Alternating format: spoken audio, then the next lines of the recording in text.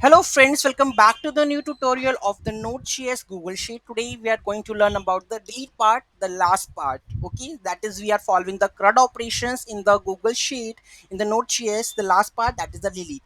So we want to specify delete a particular row from the Google Sheet. So how we are going to do that? We are going to learn in this video. Before those who haven't subscribed my channel yet, please do subscribe my channel, and if you really like my videos, then please do like, share or comment on my videos. So let's get started. So here we have the API for the delete, that is remove data from the Google Sheet. So here I'm just removing the row over here. So I have just mentioned the A2 row.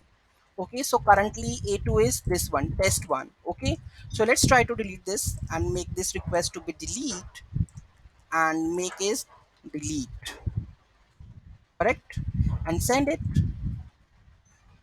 Data deleted, test is deleted. Okay, A2, basically I have used A2 row. If I want to go with full one, okay, so you can also choose that full row to be deleted. Okay, and if you want to delete the entire sheet, so what I need to do is I need to just pass the range.